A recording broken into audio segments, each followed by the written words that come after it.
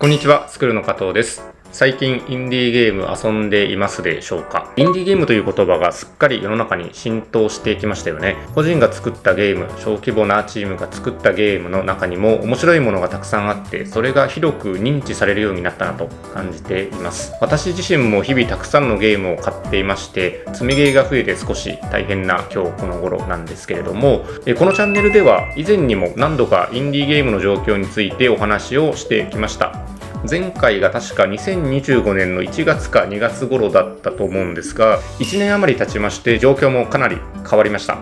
そこで今回は今の時点でのインディーゲームの状況と今後の展望について改めてお話をしてみたいと思います。まず大きなトピックとして2025年2月に集英社ゲームスから都市伝説解体センターがリリースされました。大変なヒット作になりましたので遊んだという方も多いかと思います。スクールでも芝ゲームアワードの中でインタビューをさせていただきました。それから8番出口の映画が2025年の8月に公開、その後フノーシュアのアニメが10月から放送開始などインディーゲームの IP の展開が一気に広がった1年でもありました。都市伝説解体センターも先日開催されたアニメジャパンのアニメ化してほしいインディーゲームランキングで1位を獲得していまして、アニメという線もあるかもしれないですよね。楽しみですね。もう一本例を挙げますと、講談社ゲームクリエイターズラボから出た誰彼が台北ゲームショウでグランプリベストオーディオ賞の2冠を受賞し、また GDC アワードでオーディエンス賞を受賞するなど大きな活躍を見せました。このように非常に品質の高いインディーゲームがたくさん生まれた1年だったと思います。業界の動きという点ではパルコがパルコゲームズを2025年8月に立ち上げまして、ゲームのパブリッシング事業に本格参入しました。東京ゲームショウでパルコの大きなブースを構えるなど話題になりましたよね。集英社ゲームズ、講談社ゲームクリエイターズラボ、そしてパルコゲームズといわゆる異業種参入組が存在感を発揮した1年だったと言えます。また展示会の面でも東京ゲームダンジョン、東京インディーゲームサミット、デジゲー博などの東京のイベントに加えて、大阪ゲームパビリオン、大阪ゲームダンジョン、大阪インディーゲームサミット、さらに福岡、北海道、名古屋、仙台、和歌山、香川、岐阜と全国各地でインディーゲームのイベントが増えてきました。ゲームを作って出展する側にとっては選択肢が豊富な時代になったなと感じています。こうした活性化は非常に素晴らしいことなんですが、一方で課題も見えてきました。集英社、講談社、パルコのような良いインディーゲームのパブリッシャーが増え、パブリッシャーと組んでゲームをリリースするという形が一般的になってきました。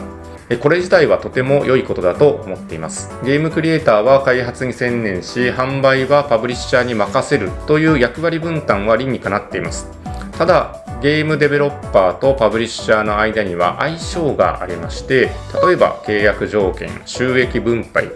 権利の持ち方、スケジュールといったことを詰めていく必要があります。どんなパブリッシャーと組めばいいかわからない、声をかけてもらったけど条件の詰め方がわからないという声を聞くことも少なくありません。支援金という形でクリエイターを支えるやり方もあれば、業務委託で開発資金を渡すという形もあります。出来上がったゲームに対してパブリッシング権を交渉するという形式もあります。収益分配の比率も様々です。業界としてのノウハウの蓄積がまだ追いついていないというのが現状ではないかと思います。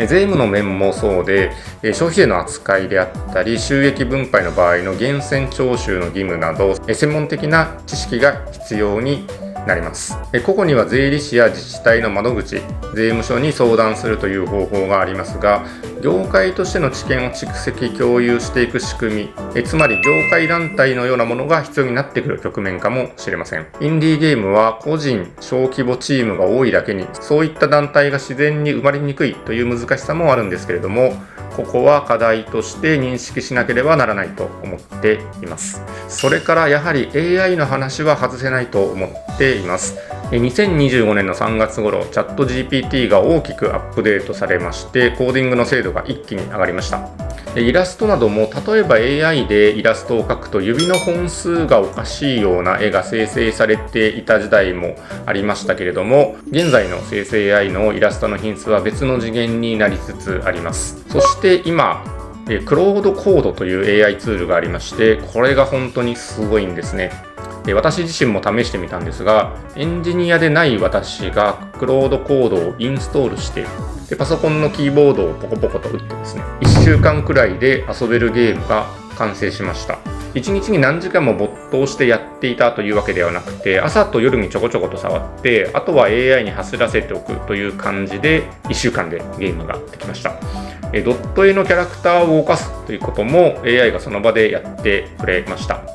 これが意味することは本当に大きくて、ゲームの企画力はあるけれどもエンジニアでもイラストレーターでもないという人たちがゲームを作れるようになってきたということです。開発のハードルが去年の今の時期と比べて10分の1ぐらいになっているんじゃないかなという感覚があります。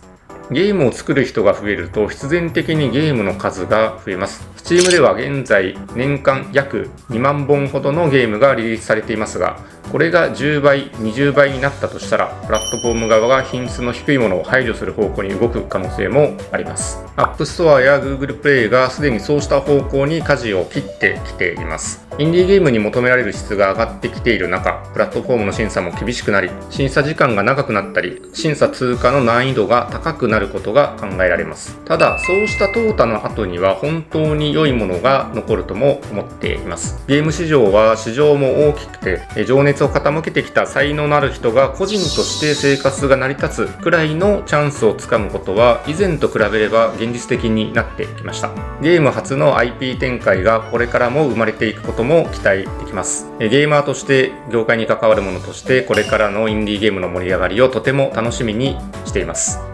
ということで、最近のインディーゲームの界隈の状況について感じていることとこれからの展望について少しお話をさせていただきました。来年の今頃にもまた同じような動画を出せたらと思っているんですが、またガラッと状況が変わっているかもしれませんね。どうなっているか楽しみです。最後までご視聴いただきましてありがとうございました。もしよろしければチャンネル登録とグッド評価をお願いいたします。ありがとうございました。